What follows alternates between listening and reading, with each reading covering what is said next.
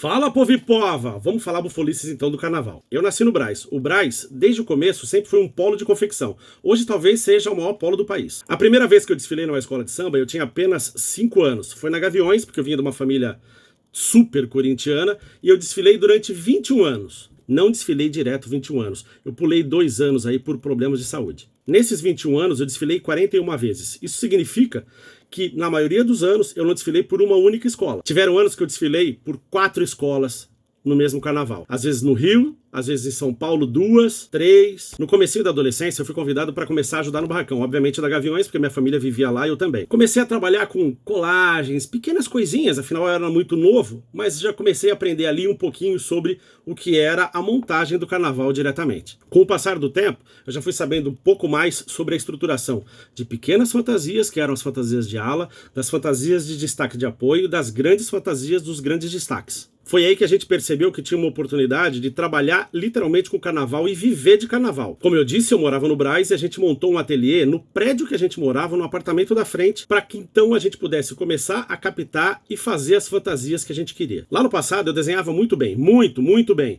E eu comecei a trabalhar muito perto dos carnavalescos, das comissões de carnaval, e aí já mais de uma escola em São Paulo. Obviamente sempre na Gaviões. Então os carnavalescos desenhavam as fantasias e eu dava aqueles ajustes nos desenhos para que aquilo pudesse ser alguma coisa executável, né? Então, às vezes, eles viajam nas ideias deles e a cabeça da fantasia é muito maior, ou a parte de trás é muito maior, ou precisa ser um destaque de chão e ele tem uma estrutura de um destaque de carro alegórico.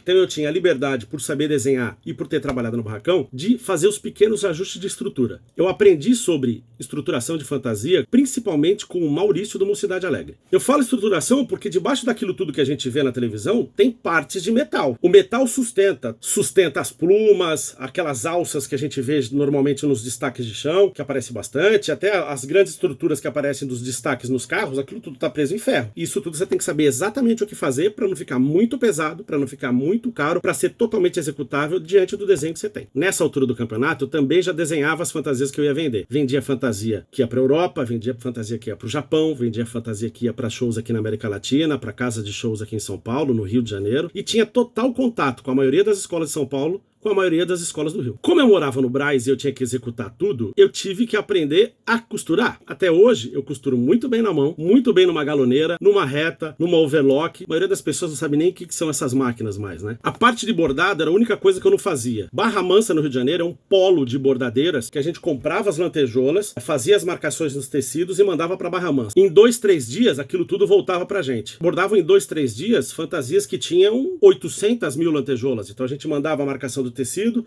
os pacotes de lantejoula e aquilo tudo voltava. Incrível o trabalho. Essa era a única parte que eu não fazia. Toda a parte de costura, estruturação, montagem e desenho era comigo. As plumas, as penas de fazão, as pedrarias, né, os strass vinham da Europa. Como era um volume muito grande, eu aprendi a comprar direto de um fornecedor que fornece para o carnaval inteiro, que é o Elias Ayub, marido da Piná há mais de 30 anos. Piná, uma lenda do carnaval carioca, sempre desfilou na Beija-Flor, já teve até com o Príncipe Charles. Todas as fantasias dessa foto, do carnaval de 95 da Gaviões, desse carro é só um exemplo. Todas essas fantasias foram executadas por mim. Para Gaviões, eu também desenhei as camisetas tema. Eu cheguei por alguns anos a desenvolver o desenho que significava o tema do enredo, isso em camisetas, que era a camiseta oficial daqueles desfiles, isso lá atrás, tudo na mão, e na bandeira do segundo casal de mestre sala e porta-bandeira. Eu tenho aqui duas, de 94, da Saliva do Santo e o Veneno da Serpente. Desenhado por mim na mão. Velho, antigão, né? Tá vendo esse desenho aqui? Isso já existia, esse gavião virado para um lado só. Aí, em 95, que foi o Coisa Boa Pra Sempre, uma coisa mais animadinha, né? Tudo muito na mão, tudo tinha que ser uma coisa mais caricato para criança. Eu desenhei isto aqui, ó. Os gaviões para os 3 lados. Isso depois foi adotado pela própria torcida e tem esse bandeirão de vez em quando no estádio.